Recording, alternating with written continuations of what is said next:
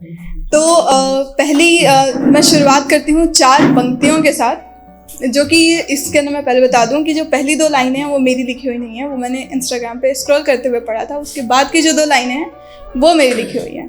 तो मैं शुरुआत उससे करती हूँ कि ख्वाहिशों को आराम दिया है आज, जिम्मेदारियों ने जो काफ़ी काम दिया है आज तुम्हें उस चौराहे पर नज़रअंदाज करके आगे बढ़ जाएंगे हम, तुम्हारे इश्क ने बहुत बदनाम किया है आज। और जब इश्क की बात आती है तो हमेशा राधा कृष्ण की बात आती है, कहीं ना कहीं किसी ना किसी तरीके से उनको याद कर ही लिया जाता है।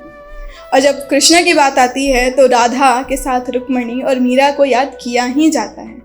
तो उनको लेके मैंने एक छोटी सी कविता लिखी है, जो कि ऐसे है कि ना प्रेम राधा का झूठा था, ना प्रेम राधा का झूठा था, ना प्रेम रुक्मणी का आधा था।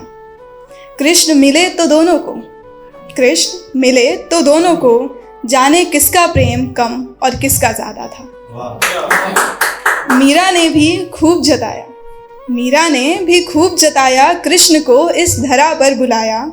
कृष्ण कभी रुक्मणी के हुए, कभी हक हुआ उन पर मीरा का।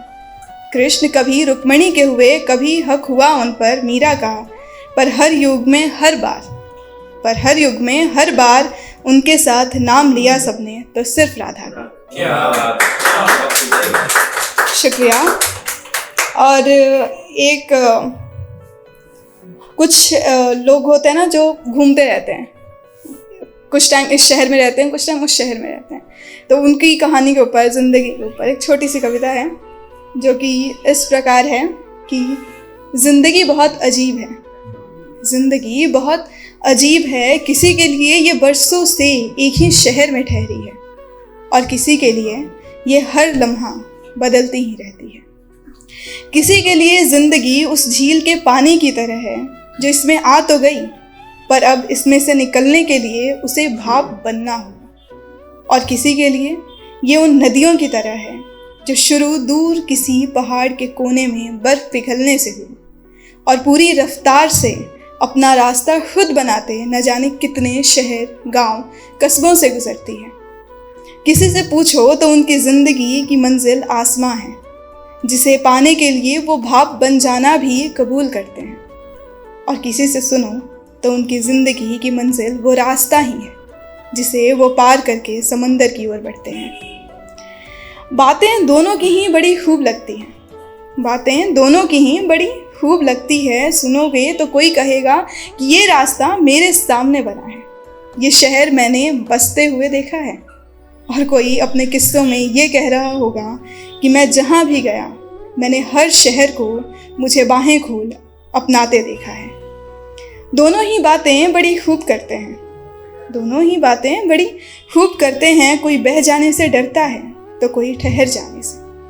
कोई एक ही जगह पर अपनी ज़िंदगी का हर लम्हा जीता है, और कोई हर लम्हे में शहर और ठिकाने बदलते रहता है।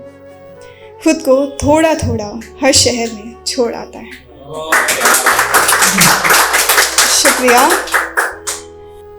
ऐसा है ना कि हम सबके सपने हैं कि हम जॉब करेंगे, पैसे कमाएंगे, बड़ा घर बनाएंगे, बहुत जगह पे घूमने जाएंगे। उसके ऊपर बस 4 लाइनें हैं जो मैंने लिखा था। एक दिन ऐसे ही ख्याल आया तो कि बड़ा घर बनाने की कोशिश में, बड़ा घर बनाने की कोशिश में मैंने कुछ रिश्तों को टूट के बिखरते देखा है। और शाम को सड़क से गुजरते वक्त आसमां की चादर ओढ़े माँ के बाहों के बिस्तर पर हंसी ठिठोली करते मैंने एक खुशहाल सा घर देखा है। शुक्रिया।